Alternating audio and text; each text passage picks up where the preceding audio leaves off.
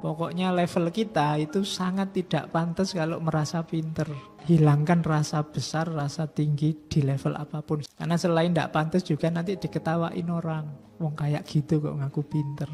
Yang di atasmu banyak.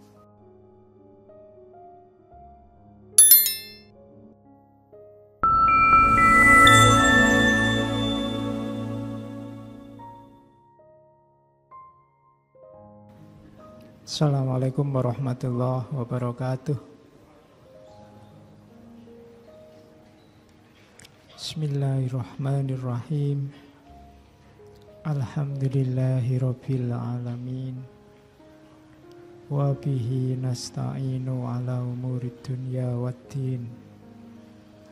Allahumma shalli wa sallim wa barik ala habibina wa syafi'ina sayyidina wa maulana Muhammadin wa ala alihi wa ashabihi wa man tabi'ahum bi ihsanin ila yaumiddin. Amma ba'du. Bismillah. Mari kita lanjutkan ngaji filsafat kita.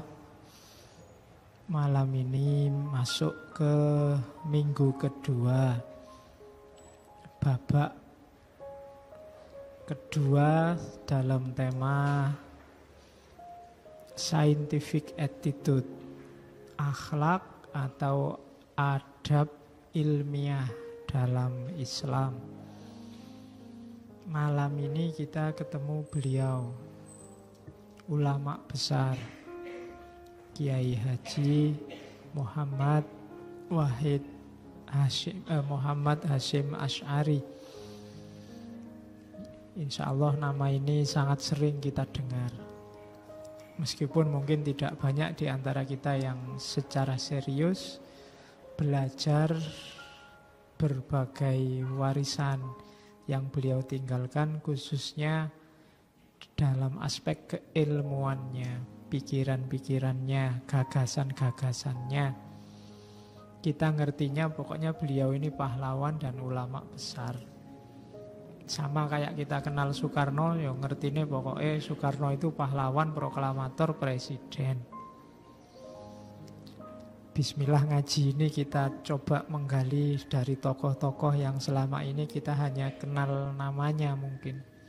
Kita hanya tahu kebesaran tokohnya, tapi kita tidak banyak menggali gagasan-gagasannya. Oke. Pelan-pelan, tapi tidak harus kesusu. Ngajinya juga santai. Karena malam-malam gini waktunya capek, waktunya ngantuk. Ambil posisi yang enak. Kalau yang mau selonjoran ke belakang, karena tidak enak kalau kamu tiduran di sini. Nanti didoain orang banyak kamu. Jadi ya kalau merasa ngantuk di belakang tidak apa-apa. Dan boleh di sini ngantuk, tidak haram. Ngantuk itu berarti paling tidak ngaji ini sukses bikin kamu tertidur. Banyak loh yang bilang ke saya itu kalau mau tidur dengerin ngaji filsafat Pak. Ya alhamdulillah. Loh itu pahalanya besar bikin orang bisa tidur. Oke, yo meskipun hari ini banyak isu-isu besar, sengaja saya ngambil isu yang tidak mainstream biar kamu tidak tertipu oleh isu-isu besar. Karena banyak isu besar itu yang hanya buih, rame di tampaannya, tapi urgensinya, signifikasinya, kepentingannya untuk hidupmu itu kecil. Hari ini ada kasus besar-besar apa? Ada Rohingya, ada gegeran DPR sama KPK, ada apa lagi? Sepak bola yang selalu bikin kaget. Entah kaget kalah atau kaget menang. Kan isu-isu besar hari ini yang rame. Sudah terlalu banyak orang bahas itu. Dan sebagian besar isu itu sifatnya bisa ya, bisa tidak, bisa benar, bisa salah. Maka kita ngangkat isu keilmuan yang pasti baik, pasti benar. Maka lahirlah tema-tema yang seperti kita bahas di ngaji selama ini.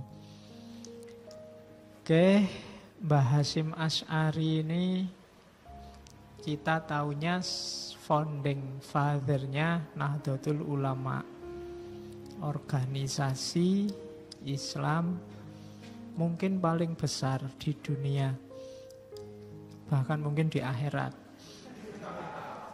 Ning akhirat kan rono organisasi, berarti disebut dunia akhirat juga sekalian.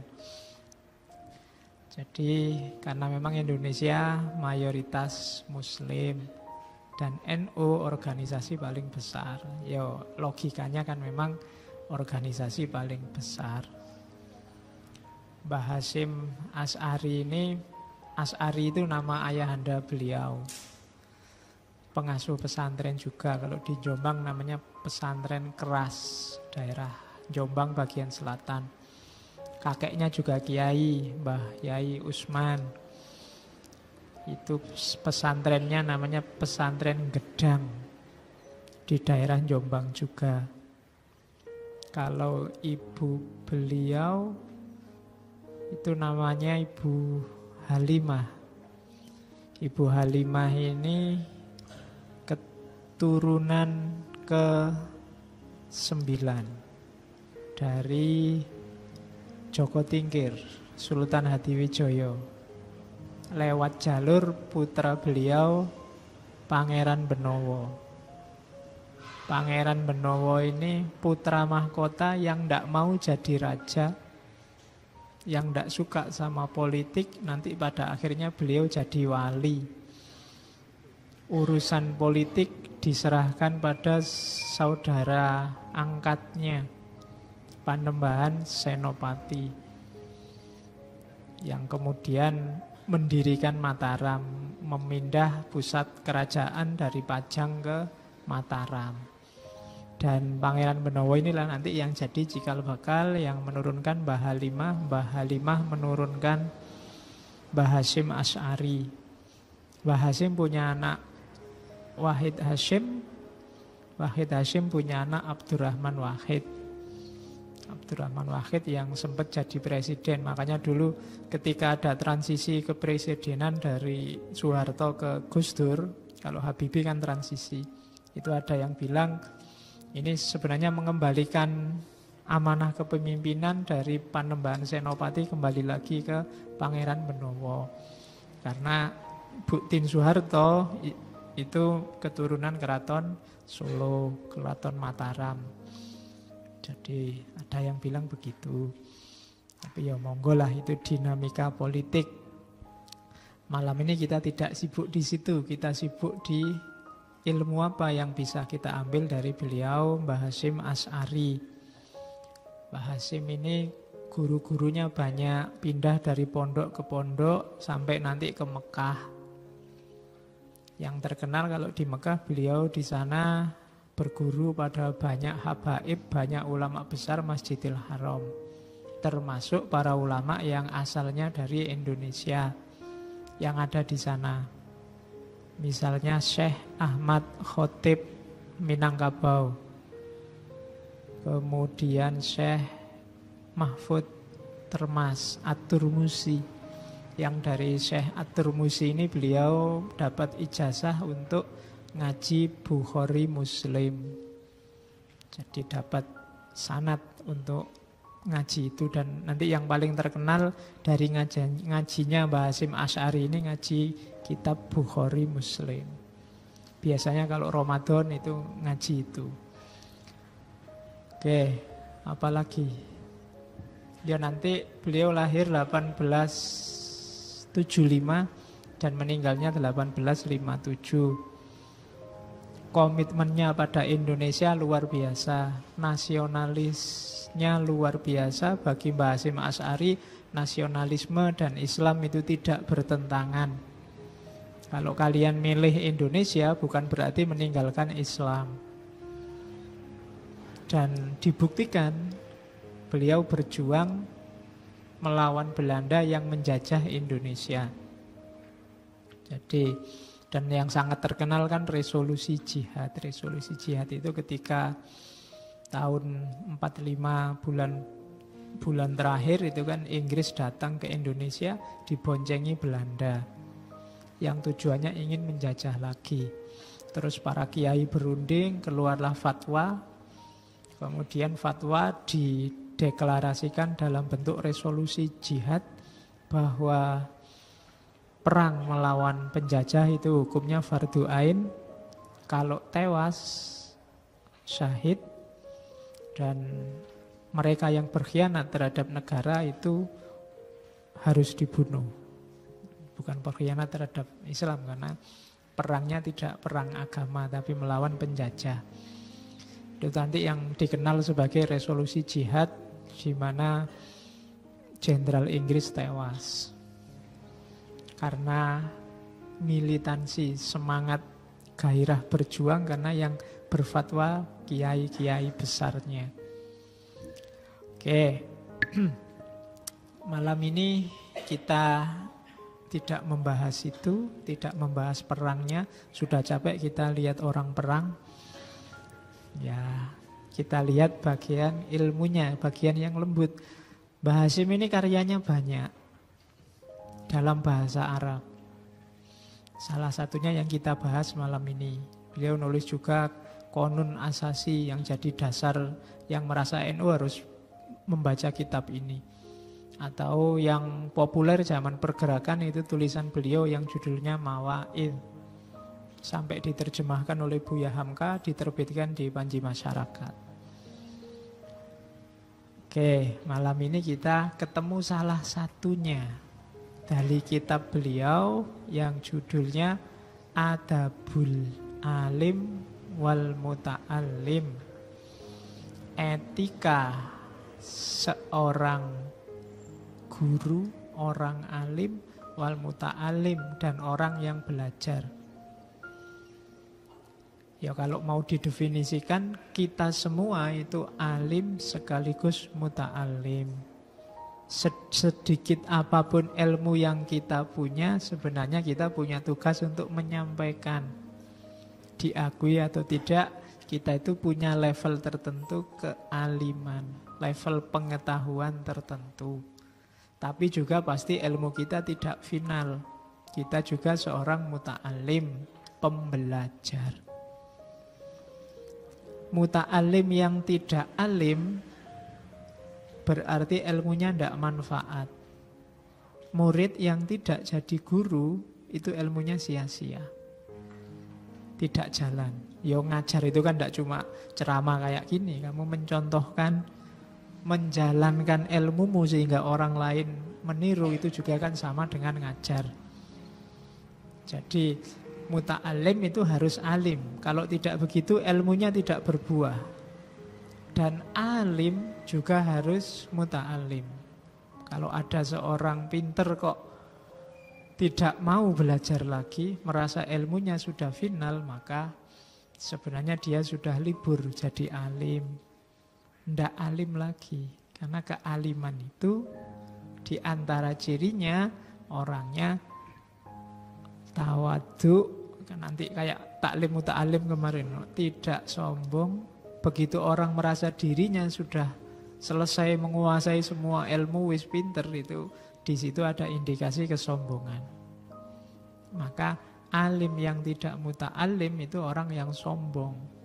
Muta'alim yang tidak alim itu orang yang mandek. Ilmunya tidak manfaat. Jadi adabul alim wal muta'alim itu sebenarnya kita semua tujuannya, bukan yang lain.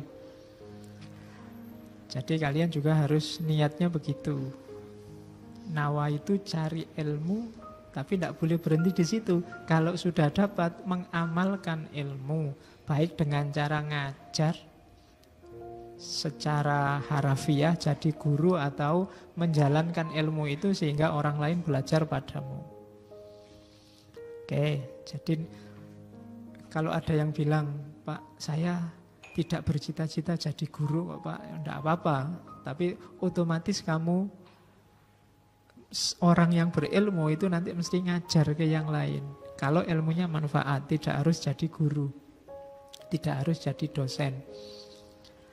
Oke, bismillah, kita lihat apa dawuhnya Mbah Hasyim Asy'ari tentang adabnya seorang alim dan muta'alim. Hari ini banyak orang ngomong tentang pendidikan karakter. Kalau dalam tradisi Islam, sejak taklim kemarin, kata-kata pendidikan karakter itu kebalik. Harusnya karakter pendidikan. Jadi orang berakhlak dulu, baru cari ilmu. Akhlaknya ditata dulu, baru cari ilmu. Kalau sekarang kan kamu kuliah dulu, pendidikan dulu, terus di situ dikasih karakter. Jadi sebelum itu kamu jadi nggak punya moral kuliahmu. Baru terus diajari karakter yang jujur ya. Berarti sebelum itu nggak punya. Jadi justru sebelum cari ilmu, kalau dalam tradisi taklim ini kita harus berkarakter dulu, berakhlak yang baik dulu, baru cari ilmu, maka ilmunya manfaat.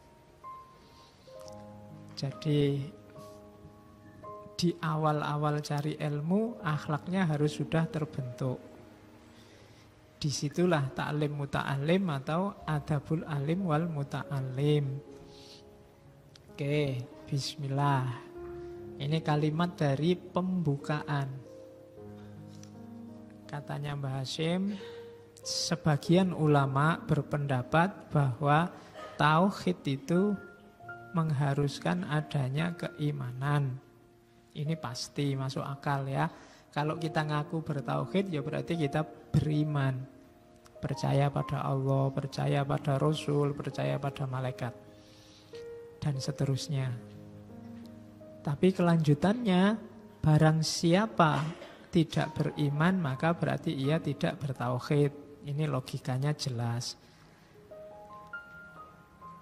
Asumsi selanjutnya, iman itu mengharuskan adanya syariat. Beriman saja tanpa syariat, omong kosong. Sama kayak kamu bilang I love you tapi disuruh menjemput enggak mau, WA enggak pernah. Ya, itu iman tanpa syariat. Ngaku percaya Gusti Allah tapi sholat enggak mau, zakat enggak mau, disuruh haji alasan, disuruh kurban alasan. Tidak terbukti imanmu. Jadi ngakunya saya itu anak yang rajin kok Pak, tapi kuliah tidak pernah masuk. Nah itu berarti beriman tanpa ada syariatnya. Jadi iman mengharuskan syariat. Kesimpulannya apa? Berarti barang siapa yang tidak bersyariat, maka dia tidak beriman dan tidak bertauhid. Tapi selanjutnya syariat mengharuskan adanya akhlak. Ini syaratnya. Kenapa? Syariat itu jalan. Untuk mencapai keimanan dan tauhid, jalan itu harus diwarnai oleh akhlak yang baik. Jadi jalan yang jelek itu tidak mungkin sampai pada tujuan. Maka untuk menjalankan syariat orang butuh akhlak. Barang siapa yang tidak punya akhlak, berarti kesimpulannya apa? Maka dia tidak bersyariat, tidak beriman, dan tidak bertauhid. Kalau ada orang ngaku syar'i, syariat, tapi akhlaknya rendah, maka dia menipu. Orang bersyariat itu akhlaknya pasti bagus karena syaratnya syariat itu akhlak. Jadi ini urutannya. Tidak mungkin syariat itu dijalankan dengan akhlak yang jelek. Kalau dipaksa begitu, syariatnya mesti batal atau tidak ada nilainya. Kalau dia sholat hanya dapat capek, puasa hanya dapat lapar dan haus. Kan banyak hadis-hadis yang indikasinya ke sana. Ya amar ma'ruf nahi mungkar, tapi kalau jalannya tanpa akhlak tidak akan berhasil dan bertentangan malah dengan syar'i. Kalau bertentangan dengan syariat berarti kehilangan keimanan berarti kehilangan tauhid. Nah, itu logikanya begitu. Berarti semuanya harus diwarnai oleh akhlak. Level apapun ekspresi hidupmu, dasarnya akhlak. Termasuk dalam syariat. Nah, termasuk dalam hal cari ilmu. Makanya Mbah Hasim nulis Adabul Alim wal Muta'alim. Ilmu itu bagus, nyarinya ya tetap dengan akhlak. Kalau ndak pakai akhlak gimana Pak? Tetap saya bisa pinter toh. Wong saya nyontek bisa dapat nilai A itu. Kan kamu sering begitu. Wong saya plagiat, dosennya nggak tahu, makalahku dianggap bagus sih. Itu kan ilmu yang tanpa akhlak. Kalau dalam bahasa agama ya nanti ndak barokah, rusak, nggak ada gunanya. Wong ilmu itu untuk mendidikmu, kamu tempuh dengan jalan merusak. Jadi akhlak dulu ditata, baru jalan ke arah yang baik. Hal apapun. Kalau kamu mau jadi mahasiswa pelajarilah akhlaknya seorang mahasiswa. Besok mau jadi petani, belajarlah akhlak yang diperlukan oleh seorang petani. Mau jadi DPR, ketahuilah kode etik akhlaknya seorang DPR. Oke. Yang ini orang jarang masuk ke wilayah ini. Harusnya profesi apapun, perilaku apapun, dasar awalnya akhlak. Maka katanya Mbah Hasim, karena pentingnya akhlak ini, sementara kriteria akhlak secara detail belum jelas, dan seperti yang aku lihat tentang kebutuhan para pelajar kepada akhlak, dan susahnya untuk selalu mengingatkan kesalahan akhlak mereka. Setiap pembelajar butuh akhlak.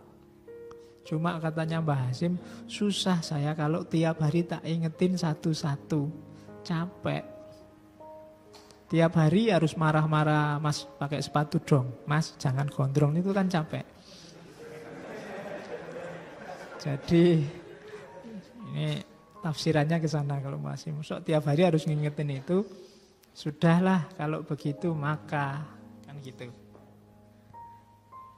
Aku pun terdorong untuk menyusun risalah ini sebagai pengingat pribadiku sendiri. Ini para ulama zaman dulu mesti tawadhu. Kalau nulis apa-apa, ini ngingetin aku sendiri kok, ndak ngingetin yang lain. Awalnya syukur-syukur kalau bermanfaat pada yang lain. Kalau hari ini kan para ilmuwan hari ini banyak yang gaya. Merasa dia yang sudah pinter kemudian nonton yang lain. Enggak. Pelajaran tawaduk yang pertama itu dari para ulama itu. Bahkan khutbah Jumat itu kan selalu begitu. Usikum wa nafsi bitaqwallah. Saya nasihati kamu dan juga diriku sendiri. Karena kalau aku cuma nasihati kamu dan merasa aku sudah takwa, itu sombong.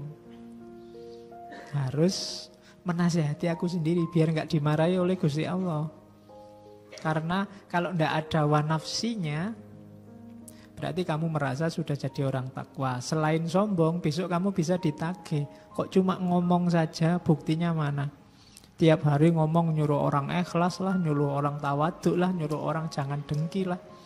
Kamu sendiri begitu. Nah, cuma kalau ada hawa nafsinya kan jawabnya kan enak. Lu kemarin itu juga nasihati saya. Enggak cuma nasihati orang lain, jadi saya juga berjuang. Nah, perjuangan ya kadang-kadang gagal. Jadi cara berpikirnya lebih taktis kalau para ulama zaman dulu. Tidak serta-merta orang pintar terus ngajari yang lain. Tidak. Ini semoga bermanfaat sebagai pengingat pribadiku sendiri dan umumnya orang-orang yang wawasannya kurang. Yang sudah pintar ya sudah. Yang belum semoga bisa mengambil manfaat. Nah, itu gaya bahasa tawaduk khas para ulama besar. Jadi bedanya ulama besar sama ulama ndak besar itu. Kalau ulama ndak besar itu yang besar omongannya. Ngomongnya besar-besar semua. Oke. Terus aku beri nama risalah ini Adabul Alim wal Muta'alim. Semoga dengan risalah ini Allah memberi manfaat dalam kehidupan ini. Lagi-lagi kalimatnya kan indah. Tidak semoga buku ini memberi manfaat bagi pembaca. Tidak. Manfaat itu tidak datang dari buku atau pengarang. Manfaat datangnya dari Allah. Maka semoga dengan risalah ini Allah memberikan manfaat, baik dalam hidup ini maupun nanti setelah meninggal. Oke, cara-cara semacam ini sudah mulai hilang hari ini. Banyak orang ilmunya sedikit tapi merasa banyak dan merasa besar. Padahal kalau dibandingkan beliau-beliau para ulama itu, ilmu kita tidak ada apa-apanya. Apalagi kamu, saya aja merasa tidak ada apa-apanya. Guru-guru saya yang terjangkau oleh saya juga masih banyak yang di atasnya, lebih luar biasa lagi. Jadi pokoknya level kita itu sangat tidak pantas kalau merasa pinter. Itu maka hilangkan rasa besar, rasa tinggi di level apapun. Saya sering wanti-wanti ini. Karena selain tidak pantas juga nanti diketawain orang. Wong kayak gitu kok ngaku pinter. Yang di atasmu banyak, di level apapun, dalam bentuk apapun, maka paling tidak kita teladani beliau-beliau ini. Seandainya kok ada bantuan dari Allah, kalian bisa nulis buku ya. Semuanya dari Allah. Semoga Allah memberi manfaat yang membaca buku, bukan bukumu dan dirimu yang memberi manfaat. Kalau ada 1-2 tulisanmu yang bagus dan dipuji orang ya, terima kasihnya ke atas. Makanya selalu kita disuruh membaca hamdalah, tahmid itu kan karena satu-satunya yang layak dipuji hanya Allah. Tidak usah terlalu kaget, terlalu GR kalau ada 1-2 orang yang memujimu. Karena tidak pantas kamu dipuji. Jujur atau tidak, kamu sendiri yang ngerti bahwa kamu sebenarnya tidak pantas untuk dipuji. Dalam hal apapun. Apalagi kalau kamu jujur, jelekmu jauh lebih banyak daripada yang bagus-bagus dari dirimu. Cuma yang ngerti cuma kamu aja sama Allah. Ya alhamdulillah Allah masih mau nutupi. Kapan-kapan Allah bosan dibongkar semua, kamu malu nanti. Ya, kan sekarang banyak orang yang sama Allah dibongkar kejelekannya. Jadi kamu hati-hati, jangan sampai Allah tersinggung.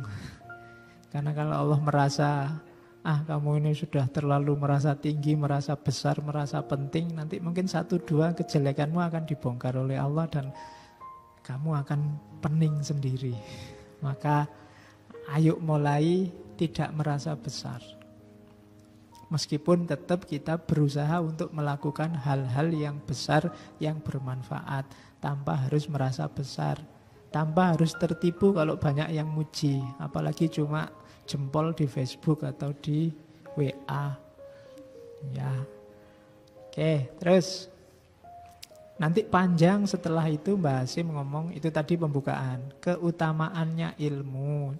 Saya cuplik cuma beberapa, nanti silahkan dibaca sendiri. Yang butuh kitabnya ada PDF-nya kalau yang mau. Jadi keutamaan ilmu ayatnya banyak. Yang paling terkenal saya ambil 2. Yang pertama sering saya kutip, yarfa'illahul ladzina amanu minkum walladzina utul ilma darajat. Carilah ilmu nanti derajatmu tinggi, itu janjinya Allah. Maka jadikan, kayak sering saya sebut di ngaji ya, ngaji ini sebagai pemicu cari ilmu. Jadikan setiap waktumu waktu belajar. Jadikan setiap orang sebagai guru. Jadikan setiap peristiwa jadi pelajaran. Jadikan setiap ruang jadi sekolah. Maka 24 jam waktumu adalah waktu belajar. Dan nanti ada hadis, barang siapa menempuh jalan keilmuan, maka malaikat akan membentangkan sayapnya untuk melindungimu. Jadi kalau kamu tegaskan bahwa Pak, hidup saya anytime pas saya sadar pasti saya belajar, maka kamu selalu jejer sama malaikat yang melindungimu. Enggak yakin saya Pak, oh ya berarti enggak. Ya, pokoknya apa yang kamu yakini itu seperti itulah nanti. Kan Allah inda dzanni abdi. Kalau kamu yakin, iya Pak, saya yakin saya selalu dalam pengawasan Allah, dalam lindungan para malaikatnya. itulah yang sebenarnya terjadi. Tapi kalau enggak ya enggak. Karena Allah datang sejauh sebagaimana kamu yakini dia. Oke. Dan yakinlah bahwa kalau kamu berada di jalan keilmuan, derajatmu besok akan tinggi. Nggak usah mikir, Pak, derajat tinggi berarti saya jadi dosen, Pak. Berarti saya ngelamar CPNS terus diterima, Pak. Berarti saya... Nggak harus begitu. Nggak harus begitu. Nanti Allah yang menata skenario hidupmu biar ketemu dengan derajat yang tinggi. Setidaknya derajat tinggi di hadapan Allah. Karena dalam kasus tertentu ada orang yang di mata manusia dia dianggap rendah, tapi di hadapan Allah derajatnya sangat tinggi. Biasanya orang-orang kayak gini orang yang lebih disayang oleh Allah.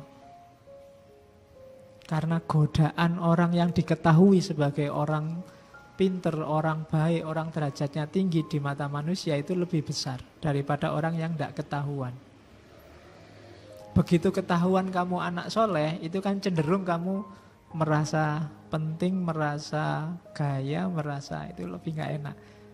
Lebih mending kamu, janjinya aku ini soleh apa enggak ya. Itu kamu lebih berjuang untuk jadi orang soleh. Tapi begitu kamu dikasih tempelan anak soleh, wah itu sudah. Biasanya kecenderungan untuk pamer, merasa penting, merasa besarnya muncul. Nah itu, maka bergembiralah kalau orang lain nganggap kamu itu kurang ajar, tapi janjinya kamu soleh. Bahkan kamu sendiri ya enggak ngerti kalau kamu itu anak soleh sebenarnya. Nah, itu lebih aman. Makanya ada perdebatan dalam tradisi tasawuf, mana yang lebih tinggi derajatnya, wali yang tahu dirinya wali atau wali yang tidak tahu kalau dirinya wali. Dan bagi beberapa sufi, wali yang sadar bahwa dia wali itu beban luar biasa. Karena dia harus anytime berjuang menjaga perasaannya tidak turun makomnya. Tapi mereka yang tidak sadar lebih enjoy, lebih menikmati. Makanya banyak istilah wali mastur. Wali mastur itu wali yang orang lain tidak tahu. Bahkan kadang dirinya sendiri tidak tahu kalau dia wali. Jangan-jangan kamu merasa, jangan-jangan saya wali ya.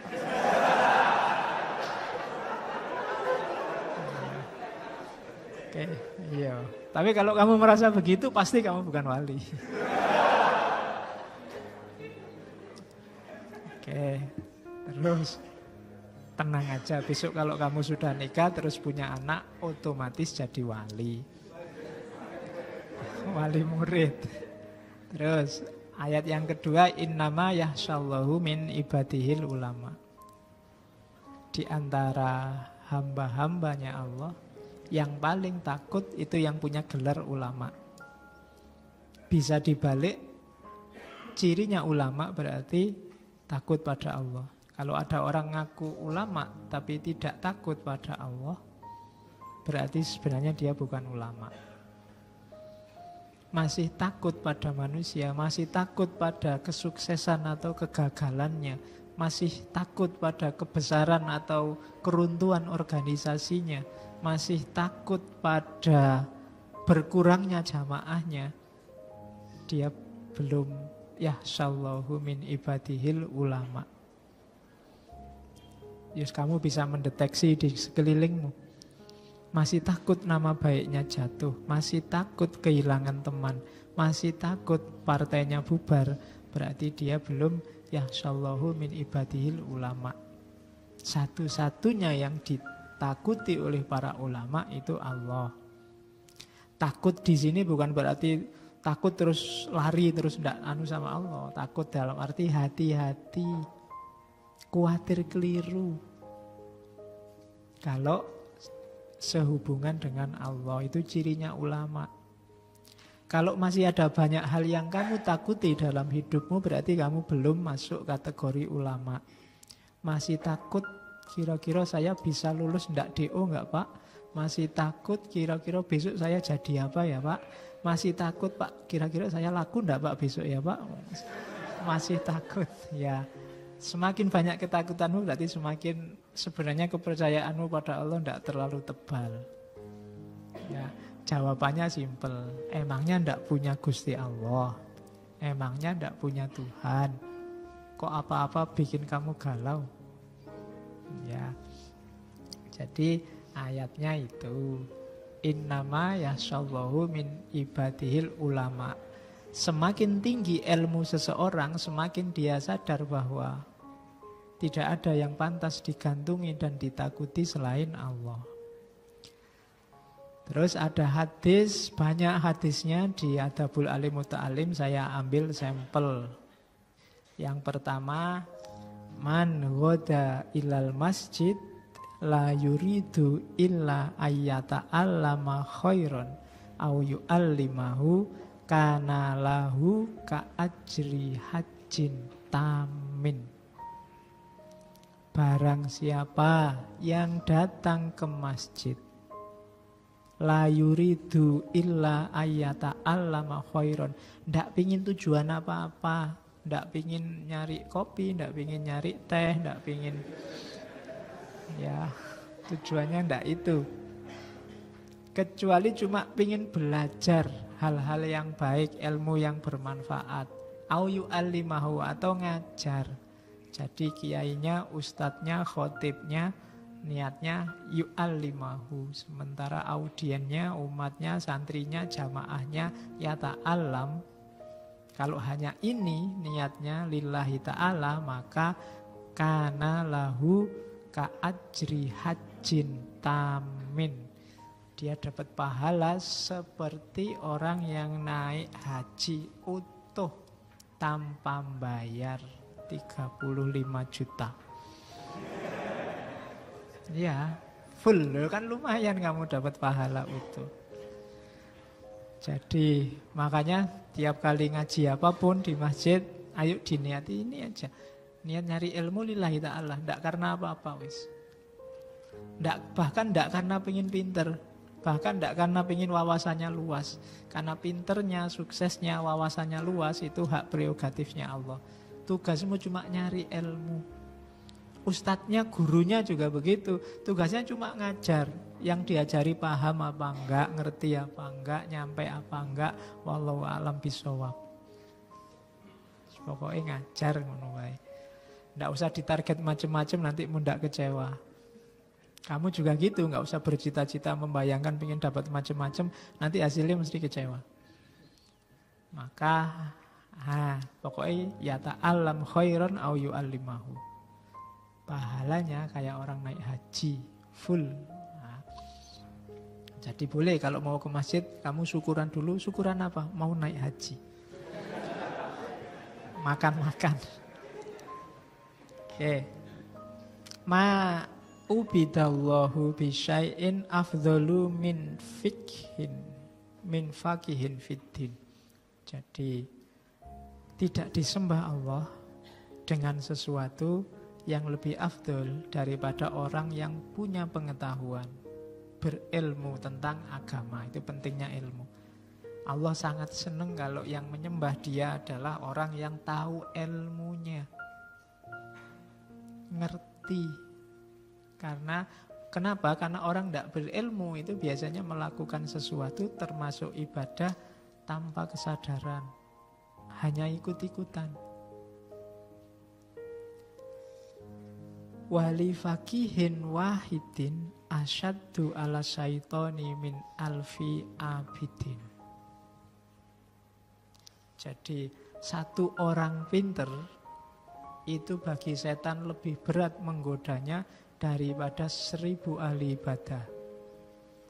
Jadi ini mungkin testimoninya setan. Jadi loh iya kan, setan kadang-kadang bikin testimoni kan, ada beberapa hadis itu. Jadi berat menggoda orang yang punya ilmu itu. Oke, ya sama kayak kamu ngasih tahu orang pinter itu kan kadang ya susah, ngomaya lepol. Nah, kalau orang sudah terlanjur soleh, ilmunya tinggi itu juga begitu. Ditipu apa aja ndak bisa. Nah itu. Jadi ulama yang baik itu akan bikin susah setan. Mending goda orang yang sedang senang-senangnya ibadah, senang-senangnya syariat. 1000 katanya setan. Menipunya gampang. dibandingkan orang yang berilmu. Maka sering saya bilang, berdayakan dirimu dengan ilmu. Jadi ilmu itu bekalmu di dunia, bekalmu di akhirat, bekalmu menghadapi setan. Tidak akan gampang ketipu, bahkan oleh dirimu sendiri, hasratmu sendiri, nafsumu sendiri. Jadi kuatkanlah. Jadi orang kuat itu bukan yang kalau tarung menang, tapi orang yang ilmunya selalu tambah. Makanya kan ada cerita, satu ketika setan mau masuk masjid, tapi tidak masuk-masuk, mau goda orang sholat. Terus ada yang tanya, setan kamu kenapa nggak masuk-masuk? Kok nggak jadi digoda? Itu ada orang pintar sedang tidur. Orang pintar tidur aja setan nggak berani masuk untuk goda orang yang sedang sholat. Karena yang sholat nggak terlalu pintar. Jadi kalau hari ini ada yang mau tidur, malam ini mau tidur, silahkan. Loh ya, siapa tahu tidurmu bikin setan nggak jadi masuk. Dibandingkan yang melek-melek tapi tidak paham. Oke, terus. Ya.